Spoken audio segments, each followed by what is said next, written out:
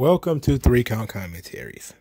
So let's talk about Smackdown from September the 16th, 2022. All right, we're going to do news and notes first. Then we're going to review the show, and I'm going to do a little programming note at the end. The only note, really, well, there's two.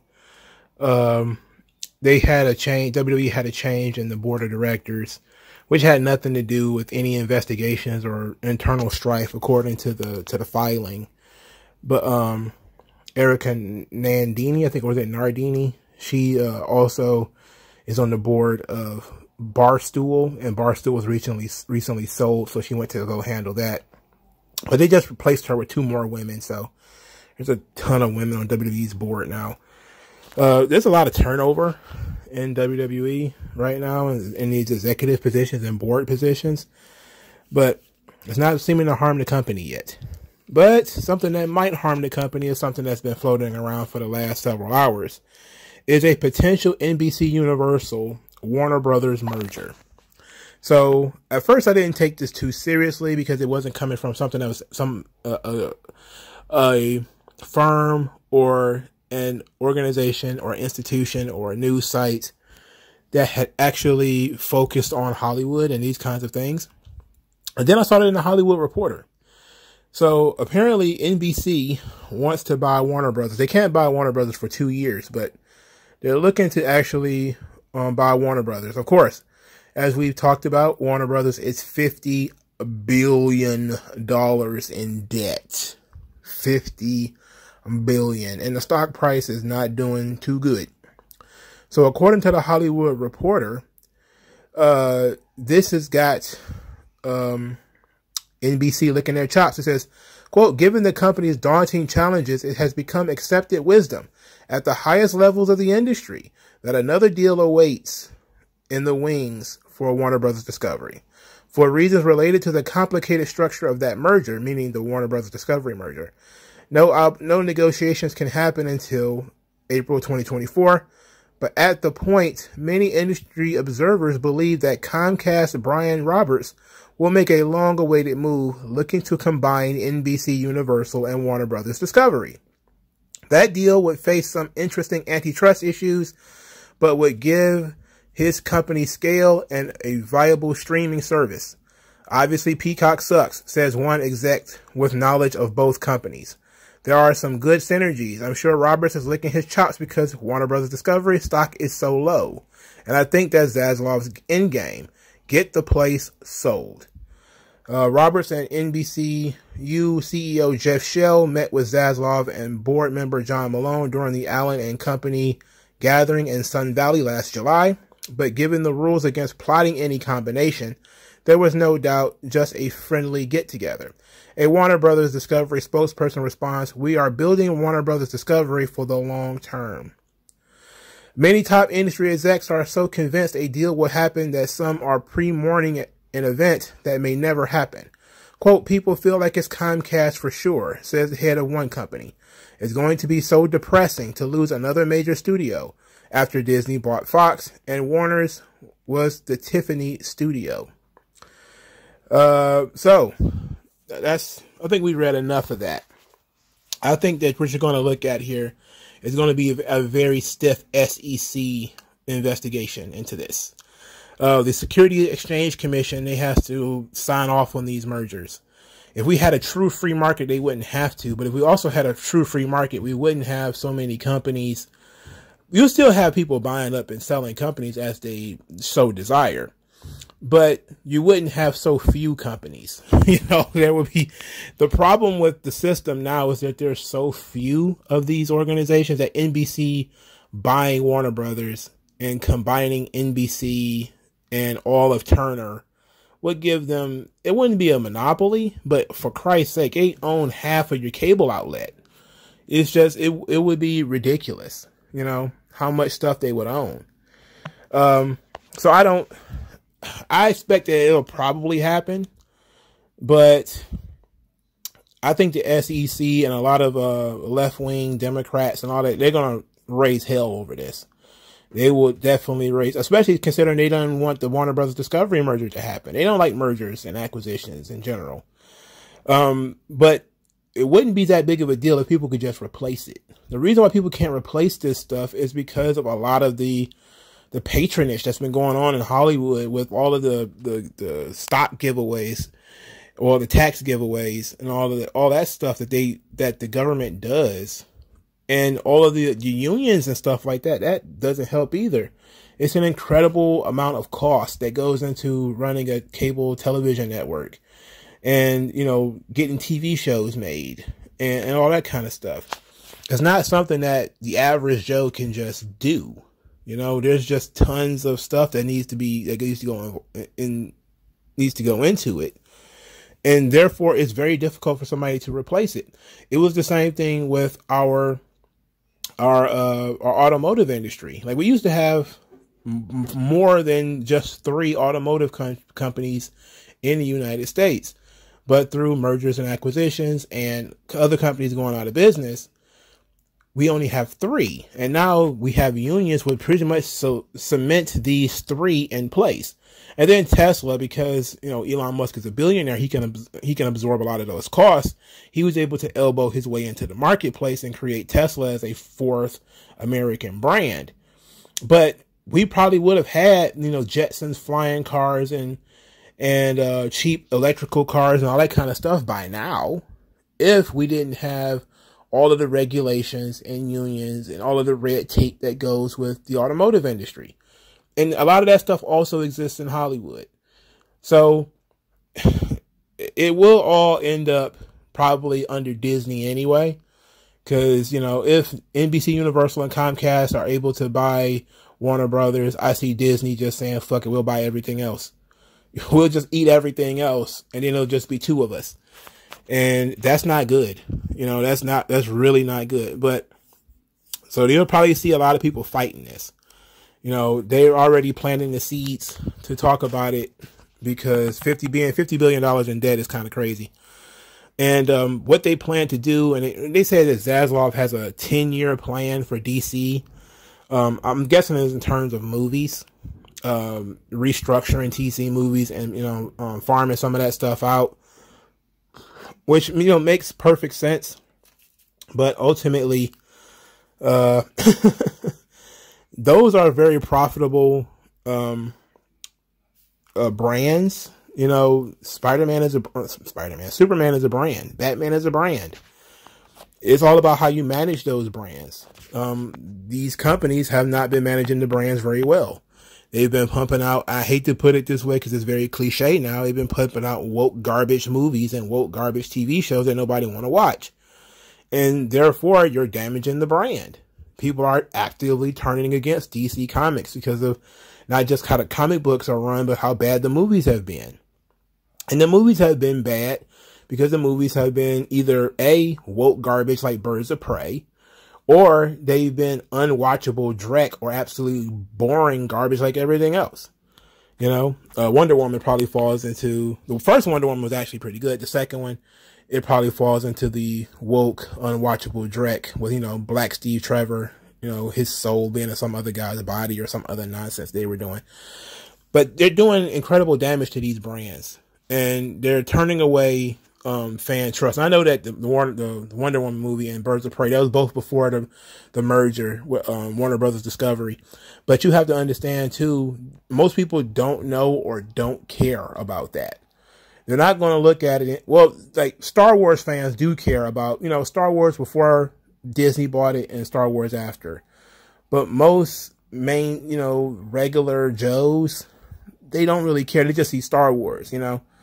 And it might come across different to them. They might even know about the merger and the buyout and everything, but they might not get that granular in the details with it. And that's really what you have to think about is what damage these brands have been doing to each other.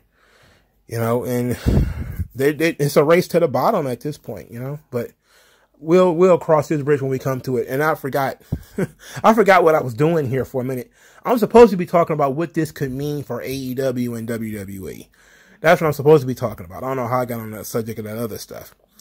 All right, so a lot of people are saying, okay, well, you know, clearly they're both beyond the same. If, you know, NBC was to buy Warner Brothers, that's cool. You know, that's fine. That'll work. And I'm just looking at that like, y'all guys don't know how WWE works. I don't think WWE would like that at all. I think they would look at that and be like, those guys got to go. You know, those guys, they got to go. And hell, who knows? NBC may even pitch their bid to buy WWE before they even, you know, we even get to them buying Warner Brothers. Or they may see buying Warner Brothers as a more important acquisition and save up the money for that. And, you know, but I don't think it looks good for AEW at all, because WWE is well entrenched into NBC with the Peacock deal, which will still be in place when, you know, this merger, if it were to happen. Peacock will still have, what, another 2 or 3 years on that deal, that $1 billion deal they did. They'll still have time on that. So, it'll be wild, because AEW will get fucked in a major way, because they're not as entrenched with TNT and TBS as WWE is with NBC. And WWE and NBC go back 30 years. You know, they go back a long time. I'm talking Saturday Night's Main Event. You know, like, I'm talking 1985. That's how far back they go.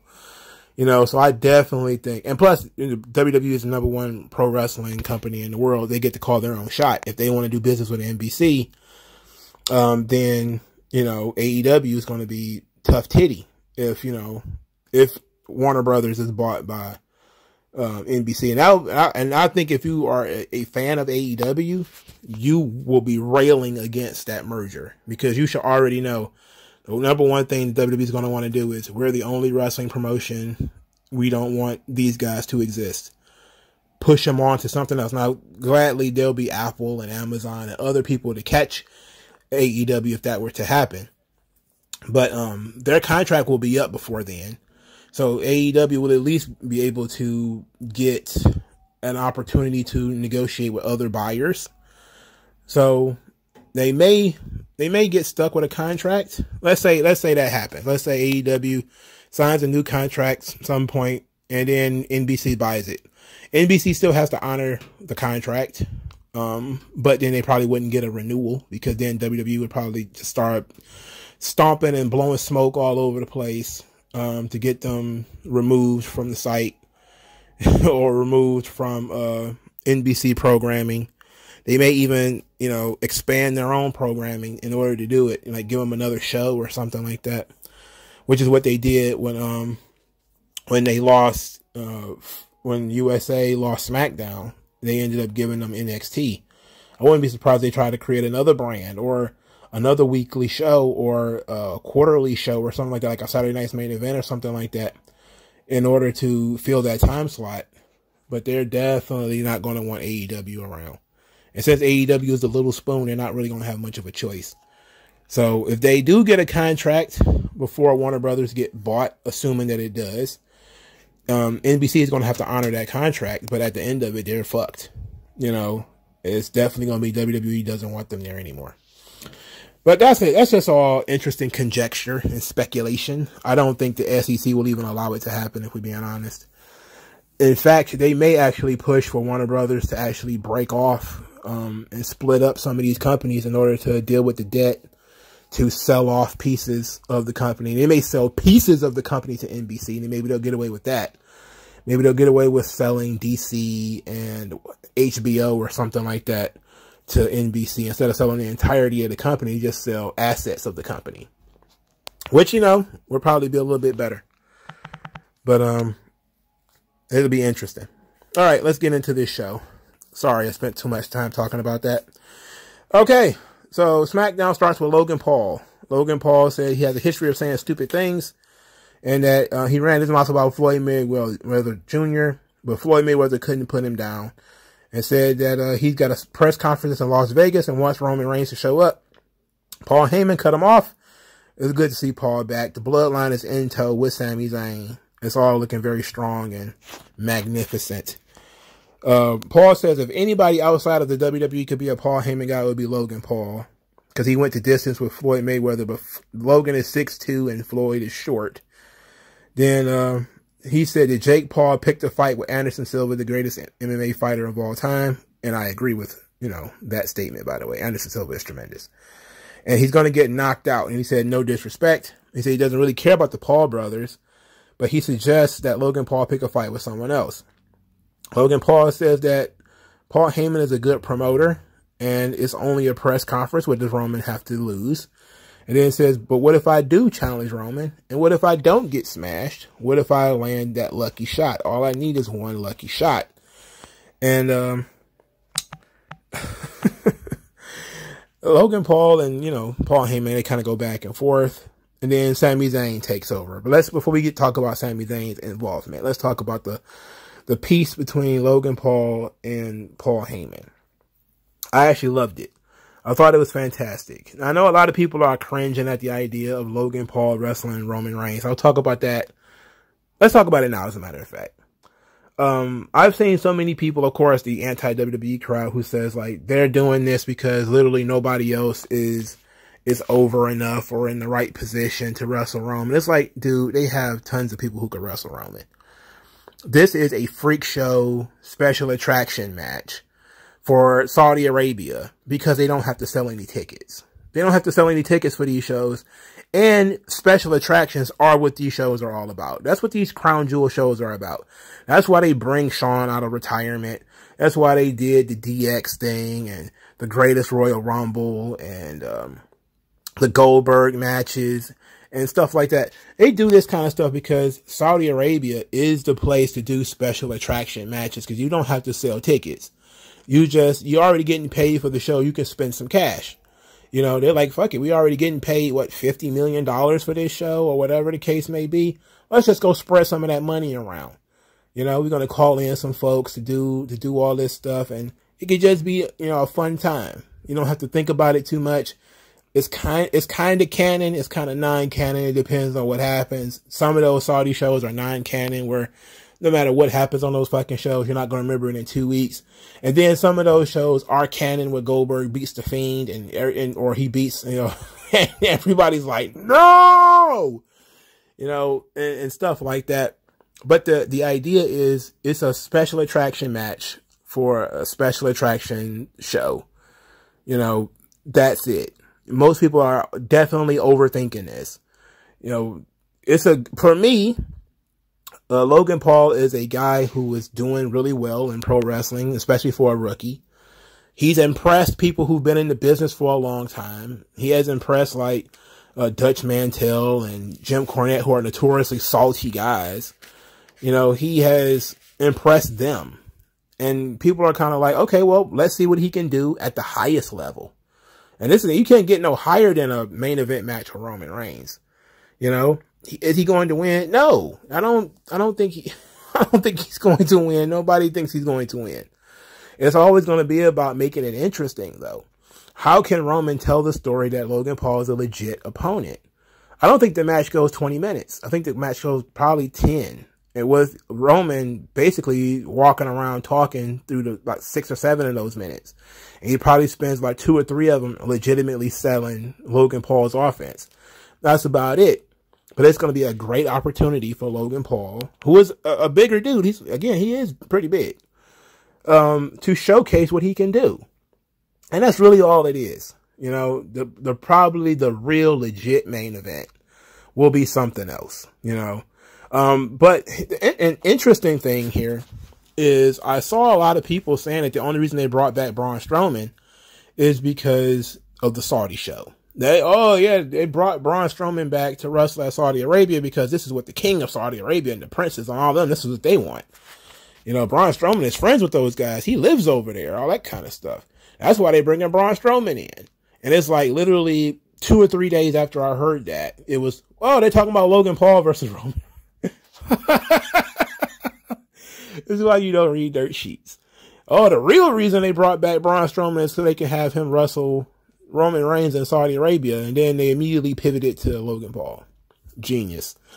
But I don't see Logan Paul versus Roman Reigns as being a big deal. It's a mainstream thing. They're trying to get people to watch the show now. They don't have to sell any tickets. It's not that big of a deal. You know, so what? So what? Roman has a freak show match with Logan Paul. You know, it allows him to beat somebody who is not really a regular on the roster, and you get to continue to build and, you know, waste time until, you know, legitimate contenders are free to do other things. But if you just wanted to say, well, there's got to be some wrestler, like a real wrestler for Roman to wrestle, it's like, yeah, there's guys. You know, he could always go back to Seth Rollins. That feud is not over. He could always wrestle fucking AJ Styles if AJ Styles is healthy. He could always wrestle Bobby Lashley again. You know, there's several guys out there for him to wrestle. He could wrestle Gunther. He could wrestle Sheamus. There's guys out there for him to wrestle. The situation is those guys are tied up in other things, really. And we want Roman at the Saudi show because we want him there. So let's give him a cupcake opponent when he don't have to work too hard. You know, we don't have to spend a lot of time building up the story or anything like that. And everybody kind of knows the general Logan Paul's going to lose. But let's tell the story. Let's show people that Logan Paul might have a chance. Because this is really what WWE does. You know, like Vince said, they make movies. And that's really what this is all about. This ain't about the match itself. We already know how the match is going to go. It's going to be how can they legitimately make people believe that Logan Paul can win this match. That's going to be the question. How are you going to really get people to believe that? And that's really what they're going to have to do. Okay, so let's get back into this thing here. So Sami Zayn takes over, and he tells Paul Heyman that maybe the wise man isn't the right man for the job, which got a lot of oohs, like ooh, and the crowds are really into Sami, by the way. And he says that he wants to try a little bit diplomacy. So Paul just gets frustrated, tosses his microphone at Sami Zayn and leaves. Like, okay, sure, do your thing. Sami Zayn tries to play on the fact that him and Logan Paul are old friends, and he gets a little closer to Logan Paul and says, look, you're a stranger in our world. You don't really know how it works around here. He immediately gets decked by Logan Paul. And while he's on the ground, Logan Paul's like, oh, I don't know how it works around here. Tell me how it works around here. So after he snuffed Sami Zayn, the bloodline was going to jump him. This led to Ricochet running out there, which, of course, led to the match, Ricochet versus Sami Zayn. Of course, it was a good match. You can't really go wrong here. Triple H is still feeding Michael Cole indie shit, because he was on here talking about these two guys wrestling in PWG. I'm sorry. Ricochet may have wrestled in PWG. Sami Zayn did not. Oh, but he wrestled under... Look, Sami Zayn is a WWE name, right? Sami Zayn, the guy that you're looking at on the screen, that character never wrestled in PWG. So what you're telling people is shit that's old information anyway, because it was over 5 or 6 years ago. So it's not really relevant. It's not relevant to their story that they're telling right here, right now anyway. It's a different story. It's a different angle. So none of this shit is really all that important. Now, if it was CM Punk versus Samoa Joe, and you're using the name CM Punk and Samoa Joe, and you're talking about Ring of Honor and their history, okay, because, you know, both of those names and those characters in that presentation existed in other places.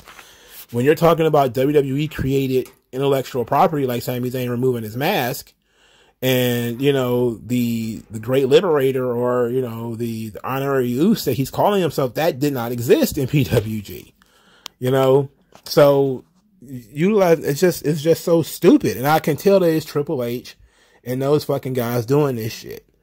And not everybody is permanently online and even knows what any of that shit means. Now, if PWG was owned by WWE and it was on the network, and they could direct people to the network, then maybe I would say, okay, you know, it's a little bit different. But since PWG is some shit you'll have to Google, or something that you have to do some homework on, you don't need to mention it on TV. People shouldn't have to do homework to understand what you're talking about on TV. It just doesn't make any sense. Sami Zayn is getting a strong babyface reaction in this match, of course. Jey Uso, I'm sorry, distracted the referee while Sami Zayn had the match won. This was, of course, a mistake. Ricochet ended up taking them both out. Ricochet ended up winning the match, because Sami Zayn got in the face of Jey Uso. And, he was thoroughly distracted by this point. They said Jey was off his game. We'll talk about that in a minute. So, even though he lost, the Bloodline was about to do some more business to Ricochet. Logan Paul got back into the ring. He had been watching outside the ring. And then Madcap Moss ran down there. And then we found out that Madcap Moss was going to be challenging for the NXT North American Championship on this show. Very random. A random-ass North American title match that was not in any way promoted beforehand, but whatever. So they're backstage, the Bloodline. So before we go backstage with the Bloodline, let's talk about the Sami Zayn Ricochet match and all this kind of stuff. Ricochet winning is fine. The question would be, what is he winning matches for? For instance, like, okay, it's just giving him a winning streak. All right, for what? You know, wins and losses have to have a reason. You know, Sami Zayn lost was a good story because it was Jey Uso's fault that he lost, right? So that's the angle. Jey Uso is the reason why Sami Zayn lost. That's explains Sami Zayn's loss, but he could have lost to anyone. Why did he lose to Ricochet? So now we're going to have Ricochet and Logan Paul. They're going to be teaming up, or they're going to be watching each other's back, which could be cool. Maybe that's how we tell the story that Logan Paul is going to stand a chance against Roman Reigns. Is that it's going to be a lumberjack match of some type of description where, you know, Logan Paul is going to have some guys on his side to combat Roman having guys on his side. That could be very fun. I saw some people say it could be a 10-man tag at some point at a different show, maybe Extreme Rules or something like that. I like that idea. You know, it could be easily Logan Paul, Madcap Moss, Ricochet, and the Street Profits. You know, that could work. So I like that idea. I just want to know why Ricochet? You know, like why Ricochet? Anyway, Solo Sikoa is getting a pep talk from Jey Uso, his big bro. He's telling him he's going to go out there. He's got his back and everything. And then Solo Sikoa tells Jey that he's been off his game and brings Sami along. So he leaves his brothers backstage and brings Sami Zayn along with him. Sami Zayn is rocking out to Solo Sikoa's new theme. And for the first time in a long time, somebody has a new theme and it doesn't suck. And it's not garbage. Wow. I liked it. I actually like his new theme.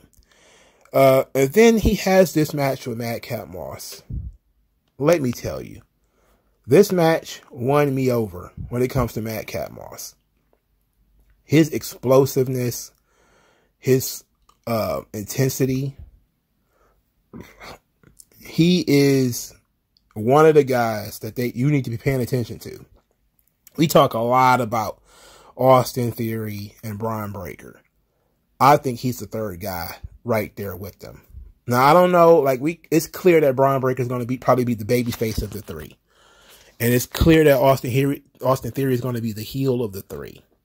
While Madcap Moss may end up being that guy who probably has to work both. Like, it's going to be like a John Cena, Randy Orton, Batista kind of thing. And I see Madcap Moss being sort of the Batista, where he may get the, you know, sort of a run as a babyface for a while and has to turn heel a little bit later. You know, I see Braun Breaker being the babyface, being the Cena of the group. Unless Madcap Moss shows some kind of superb verbal skills, then he may take over the Cena spot as being the babyface of the three. And then Braun Breaker probably end up being in the Batista role. But he is really good. Like, this match was good. You know, Solo Sikoa is also very good. But I was watching Madcap Moss quite a bit. And for a guy with no character and a guy with no real persona right now, he's been stripped of his character. Like, after he got done with Baby's first gimmick and him doing the Laughing Man stuff and all that other horrible shit, once he got rid of all that stuff, you know, he just kind of became plain Madcap Moss. He needs a character. He needs a name change, too.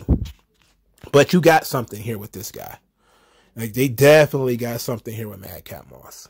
He could be a top guy for them. You know, definitely.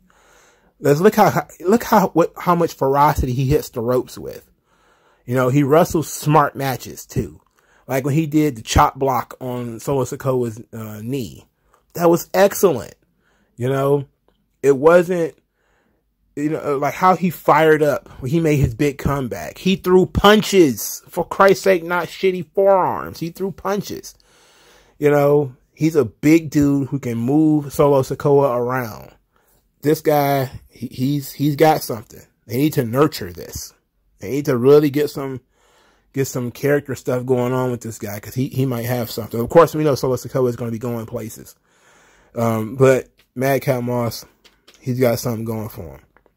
So Sami Zayn saves Solo Sikoa, of course, because he just won the NXT North American title. There's no way he was losing it. And Solo beats him with a Uranagi, I believe it was. Really good match. Really good match. Sami Zayn is called the MVP of the Bloodline by Michael Cole, which is, of course, the kiss of death. So Sami Zayn and the Bloodline are doing a lot of good stuff. I thoroughly enjoyed them this week. Madcap Moss being elevated and put involved with this thing could be really good for him. Ricochet being there could be good for him too, but Ricochet's not going to be, you know, much more than what he is now. He might win the Intercontinental Championship a couple of more times, but that's about it. I don't see him being like a top main event guy. But Madcap Moss probably could be. He's a sizable dude, got a great physique. He's fast. His shit looks like he lays it in. It looks good on TV. It looks good. So I don't see, you know, no problem with him. You know, I would probably be looking at maybe him being the guy that beats Gunther for the Intercontinental title. I would say that. Not anytime soon. In the future. I'm talking way, way in the future. I'm talking WrestleMania or a little afterwards. That's what I mean. Heaven forbid we actually make the guy get a character, though. I mean, for Christ's sake. He needed so bad. He needed bad. All right, Karrion Kross cut a promo. Said that the hands of time decide judgment, and that he has been he's the executioner, the people's executioner. And that while he was in the Cross jacket, Drew McIntyre fought, but then he let go. He said, that's the difference between you and me. I never let go. I was like, ooh. They need to do something about Cross's audio. For instance, it makes it very difficult to understand what he's saying, because they still do have sometimes crowd reaction, or they'll have music playing in the background. And he's cutting these Sid promos that sometimes he's speaking real low. And he's talking through his teeth. And sometimes it makes it very difficult for you to hear. So they need to work on that, on the audio. But I really liked, generally speaking, I really liked this promo. I really have enjoyed what they're doing with Cross, because they're taking their time. He's not even wrestling a lot. They're just really laying the foundation of his character and what his beef with Drew McIntyre is. You know, Drew McIntyre is a guy who's given opportunity after opportunity after opportunity, and he keeps failing and screwing up. And he says, look, I was the guy, I was never given that opportunity. But now I'm going to rewrite history. You know, I'm going to rewrite the narrative. I'm going to be, you know, the guy that controls the future. I like that. So later in the show, Drew McIntyre jumps up on the announce desk. Says he's been waiting for Cross all day, but apparently the man doesn't have the balls to come out and face him. And said that time is running out. And he did the Claymore countdown. Very short, succinct promo for Drew McIntyre. He's still damaged from the loss.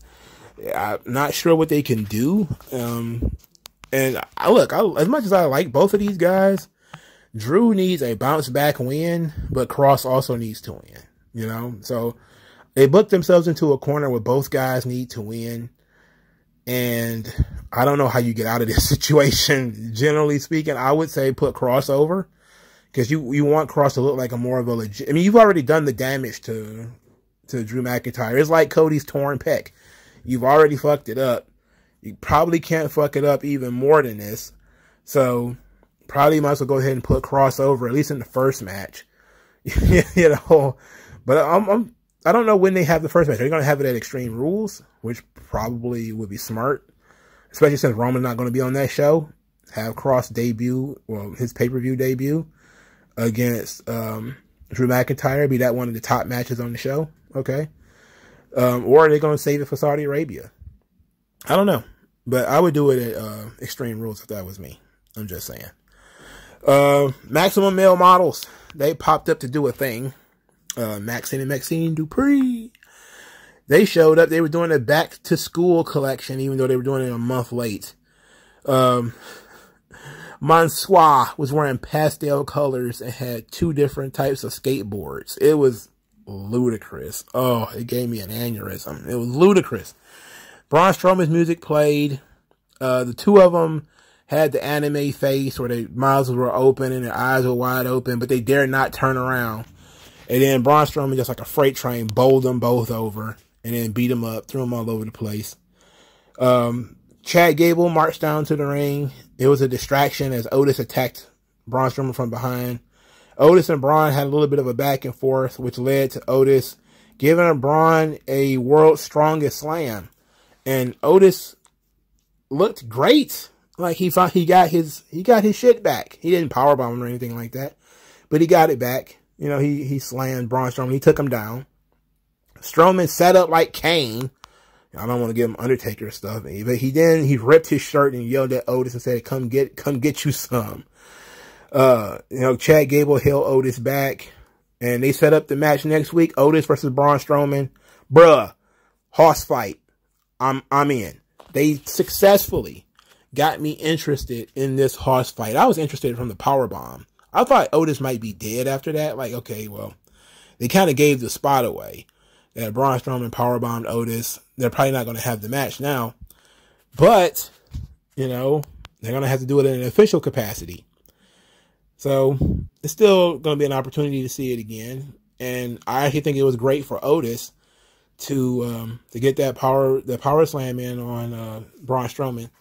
And Otis he was one of Vince's guys. Of course, you know, Otis won the Money in the Bank 2020. But he was in the lurch immediately after that. But it seemed like Otis is a guy that Triple H likes. And it's weird to see which Vince guys Triple H is willing to put some kind of steam behind versus the ones that he's trying to kill. Now, I know I'm not overthinking the Otis thing because I already know that the Otis thing is just to build up legitimacy so Braun Strowman can look good beating him. That's all I mean. You know, so I know that it's not, you know, Otis is going to be world champion. No, I already know what this means. But it's interesting that Otis, you know, this more serious turn is starting to stick a little bit more. Like Vince started it with Otis being a little bit more serious. But then he also was kind of goofy fat Otis too at the same time. But we haven't seen any of the goofy fat Otis since Triple H took over. He's kind of been a little bit more serious. You know, they let Alpha Academy still do a lot of comedy, but they haven't been too silly, like they would have been, you know, 6 to 8 months ago.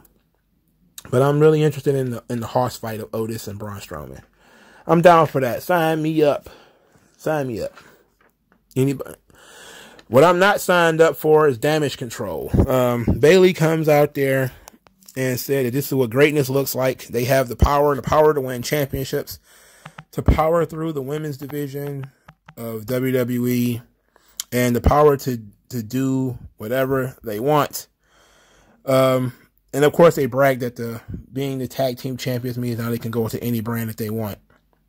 Raquel Rodriguez came out there and said that she doesn't see 3 powerful women. She sees 3 bullies powerless to stop her from getting her revenge because apparently Aaliyah is injured. I was like, that sucks. But what sucks even more is Raquel Rodriguez losing to Bayley. You know, look, there's nothing wrong with Bayley. It's everything wrong with, you know, again, you've got something with Raquel Rodriguez. Why are we beating her? You know, there's just no good reason to do that. There's just no good reason. If you want to say, well, she needs to get revenge for Aaliyah, okay. You do that by having her chase them around. You know, maybe she catches one of them and she power slams her or whatever, Tahana bombs her or whatever they want to call it. And the other two run away, or she almost power bombs one of them, but they pull her away and they all scamper and she just spends all her time chasing them around, you know, but you give her a one-on-one match with Bayley and then Bayley fucking wins, even if it was a lot of cheating, which of course they're going to do. That's WWE booking. They're not going to leave her out in the lurch completely where she's going to lose clean. But she is now completely directionless. You know, it's like, okay, you tried to get revenge and you cut her balls off because she lost. That's not what you do with somebody who's like a giant baby face. You know, she's bigger than everybody else in the division except two other people. And you put her in a position to lose to Bayley. It's like, I understand we're trying to build up Bayley as a credible opponent against, you know, Bianca Belair and showing you the strategy that Bayley can take against Bianca Belair. Okay, cool, but fuck all that. Raquel Rodriguez should not be losing to Bayley. You know, you just shouldn't be doing it. You should be doing everything to keep her as strong as possible because one day you're going to need her to go up the card, you know. And if they like to change shit, they should have changed her music by now. Her music sucks. I'm talking about Raquel now. Her music sucks. Like, that music is garbage. But, it seems like they're just doing on the SmackDown side what they've already done on the Raw side, which is bring random people over to feud with Damage Control.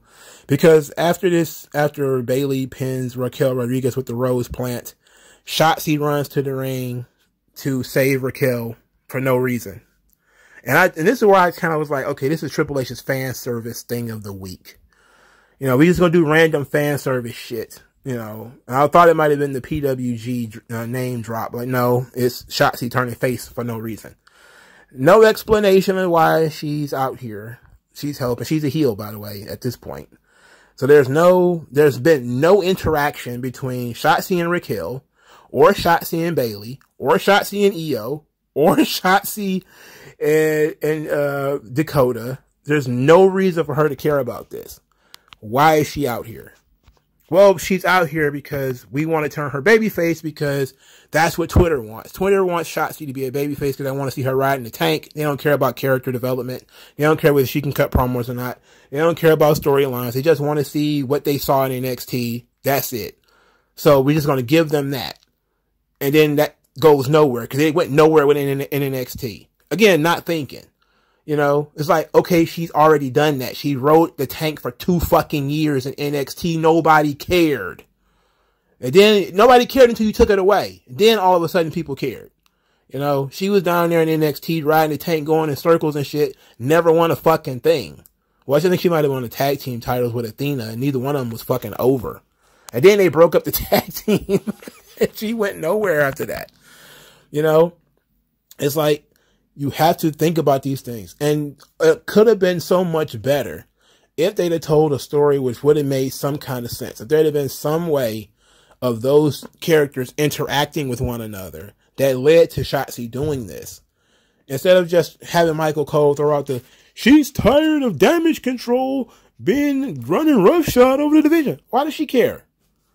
Why does she care if they run roughshod over the division? Nobody else cares. Liv Morgan doesn't care. Why does she care? You know, now if you want to say that, it's easy to explain it. You can pull some shit out of thin air. You can come up with a cool story out of nowhere. But there needs to be a reason why you turning her babyface other than, you know, the neckbeards want her to ride in a tank. Because that tells you fuck all anything about what she's going to do in the ring. What is she going to talk about when she gets on the microphone? None of that. You know, and that's the thing I'm just always tripping on when people are just fixated on the entrance and fixated on theme songs and fixated on shit that had nothing to do really with the character. You know, like you're in the wrong place here. You're moving the goalpost around. Like we're right here. This is where we need to be. If you want to give her the tank back, we need to tell that story. Build up to it. Get people to, you know, buy into it, build some anticipation to it. Not just doing things in the snap of a finger because you can. We're going to do it because we can. It's like, okay, but you missed an entire opportunity. This girl's not over.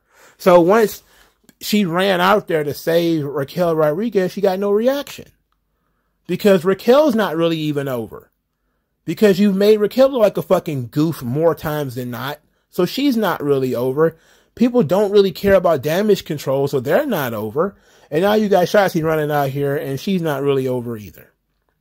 Who is any of this shit helping? You know? You brought back Dakota Kai in fan service. You brought back Io Shirai in fan service, and their chemistry is not really clicking. I don't hate the group, but I don't think they have great chemistry. You know? I definitely think if you wanted to do a damage control, you probably could have put some time and effort into people who are, you know, a little bit more charismatic than Dakota Kai, for Christ's sake. You know, but, I mean, it's all fan service. This is what we want. We want Dakota Kai on the roster. Okay, here she is. What is she doing? Wrestling and tag team matches. Like, okay, I guess. You know, what is her character? Bayley's sidekick. Bayley's sidekick number 1. Like, whatever. You know, like, I'm just looking at this and just saying to myself, I'm just looking like, what is Triple H? You need to get it together, man. All right. But what he has done, another thing he's done well, you know, is the rocky road of Triple H. He's really doing good with Liv Morgan now. So Ronda Rousey, he's doing good with Ronda Rousey too, has an exclusive sit-down interview. Before she really gets anything out of her mouth, she says, well, all due respect, she's going to beat Liv Morgan. Liv Morgan comes out and says that, you know, her words mean nothing, meaning Ronda's words mean nothing. Said that you said with all due respect, but you don't respect me. He says, I'm the only person in this entire world who has beaten you twice. But says, nothing I say will make you respect me. So I got to earn it. And challenged Ronda to a Extreme Rules match, to which Ronda accepted by saying it's her funeral. I like this angle with Liv Morgan. This is the right decision to go with. You know, Liv Morgan is out to prove herself, and she's digging a hole for herself. She's putting herself behind the 8 ball, even more so than she was before. You know, it was already going to be hard in a regular match to beat Ronda Rousey. But now she's going to challenge Ronda Rousey to a match where she can't be saved by things like rope breaks.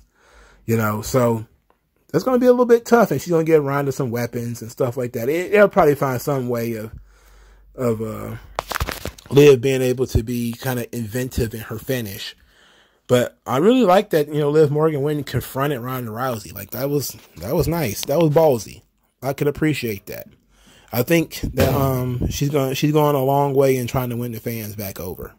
So a lot of people who are kind of like, oh, they're wrestling again. I'm just kind of like, okay, well, at least it's going to be different now. You know, this is going to be different now. I don't think it's over though. I think that if Liv loses this match, I don't know. I don't think it does her any favors, but I definitely don't think it makes, you know, Ronda Rousey look good to lose again. But we'll cross that bridge when we come to it. Ronda Rousey will always be Ronda Rousey, so she doesn't really need to win. But at the same time, I'm guessing, you know, I thought the idea was we were going to triple threat match that thing with Shayna Baszler. Maybe there'll be Baszler and Ronda will jump her, you know. And maybe that is what they'll do. Maybe, you know, in this match, they'll have Shayna Baszler come down there. They'll 2-on-1 Liv Morgan, beat her and take the belt. And then, you know, they could be partners in crime or whatever. And Ronda can be the champion and Shayna Baszler could be her attack dog or something like that. That might be interesting too. All right, so the main event of the show, which was not built up throughout the evening because, you know, Triple H is Tony Khan apparently. They just talked about it. They didn't put any effort into it.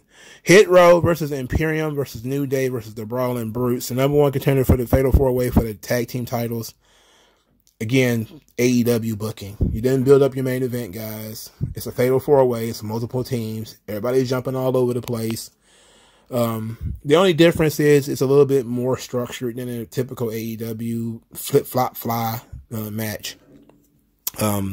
They told us that the Viking Raiders were injured. Well, one of them was injured, so that's why they got replaced. I think they got replaced by Imperium because they weren't originally in this match, I don't believe. There's a couple of spots in here that was pretty good. #1 being, of course, the Top Dollar carrying Xavier Woods, Kofi Kingston, and Butch effortlessly around the ring. I got to get old Chicken Legs the credit. He did a great job with that. It looked great. It looked easy for him to do, you know. So that was really good. Ridge Holland with the Alabama Slam on Top Dollar. That was wild. That was wild. I like that spot. Alabama Slam is like mostly, it's mostly leverage. You know, once you pull and lean forward, you know, you're just kind of letting gravity do the thing at that point. But it was still a great spot because Top Dollar's a big guy, and being taken off of his feet is, you know, really impressive. You know, I was finally glad that Ridge Holland was able to do something.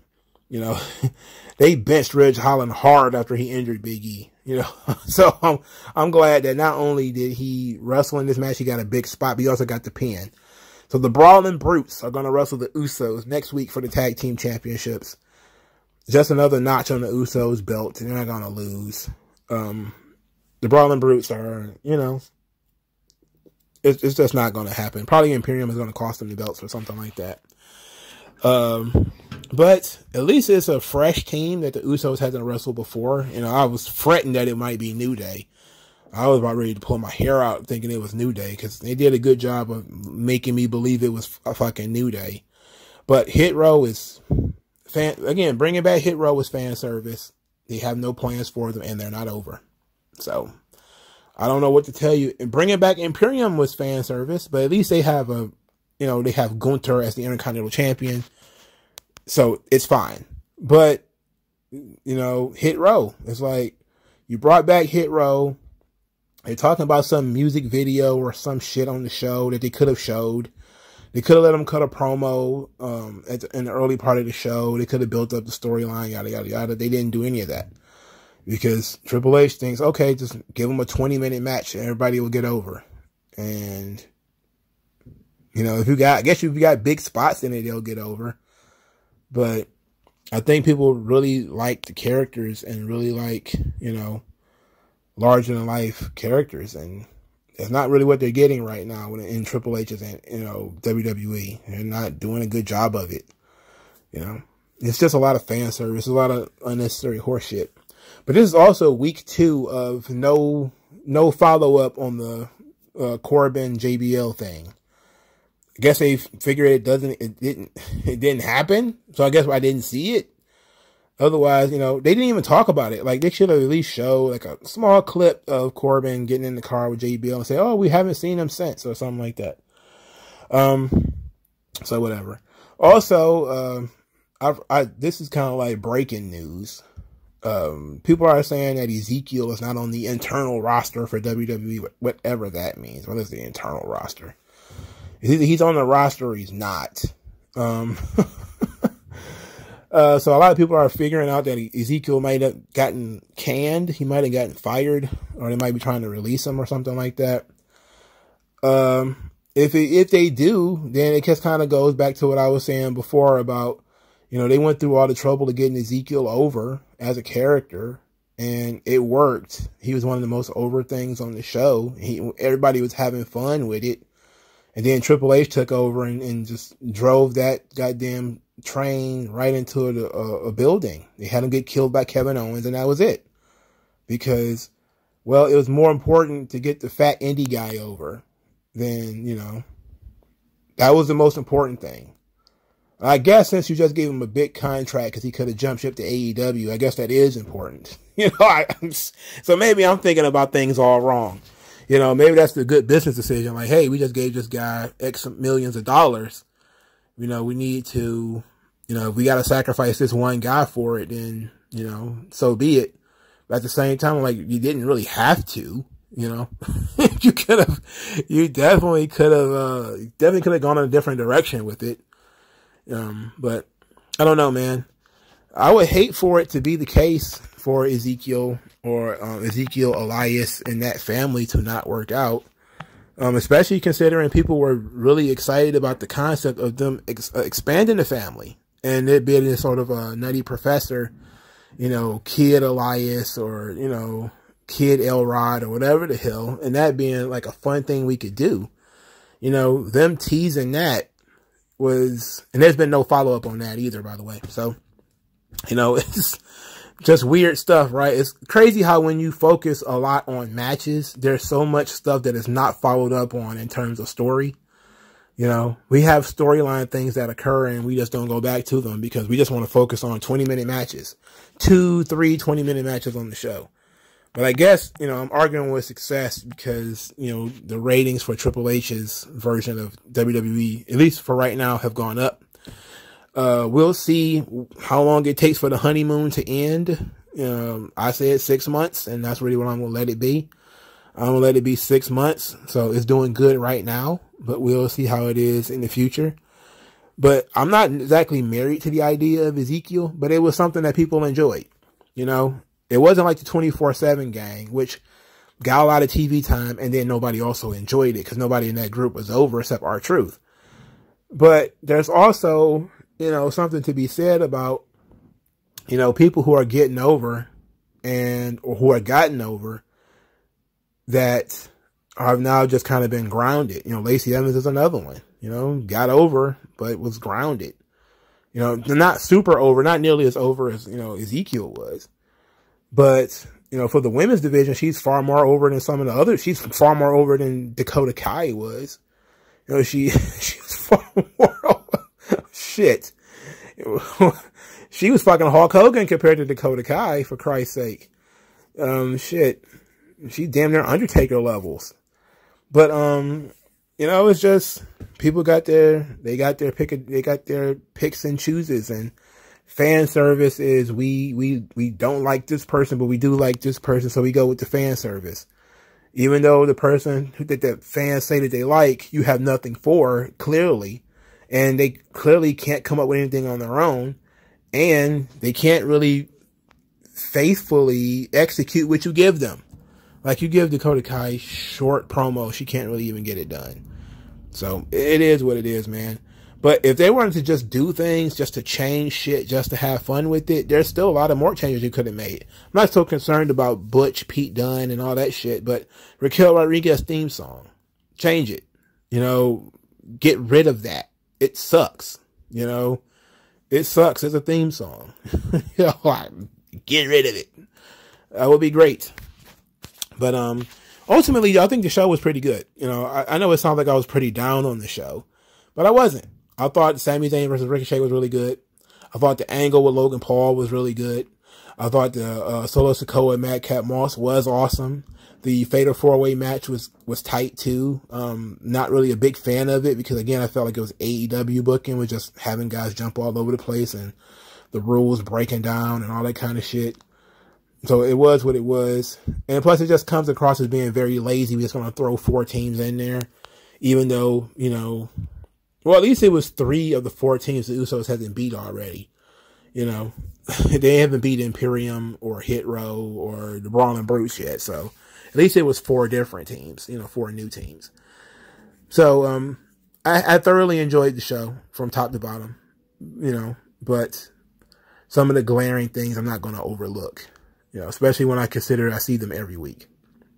But programming note, I did a 4-hour live stream. That will probably never happen again.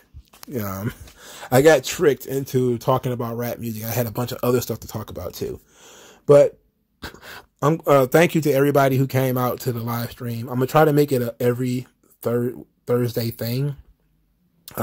Just to sit around and chop it up. And maybe that'll take the place of the Friday video. I'll just do a really long stream on Thursdays. And then I won't do a video on Friday at all, or won't record a video for Friday unless it's absolutely necessary. So it was fun. Thank you guys for coming out. I appreciate it. For all of you who are watching the playback, thank you. You know, it's a long joint. It's a long joint with a lot of rambling and stuff going on, but I enjoy bouncing things back and forth with everybody, man. Hopefully everybody, you know, can become free on Thursdays at 9 o'clock when I'm going to start doing these things. If I need to push them back because I don't work on Fridays, I may be able to get away with it. Might be able to start at 10. But for now, 9 is going to be the time. It'll be 9 Eastern. So I don't know what that would be in your time zone.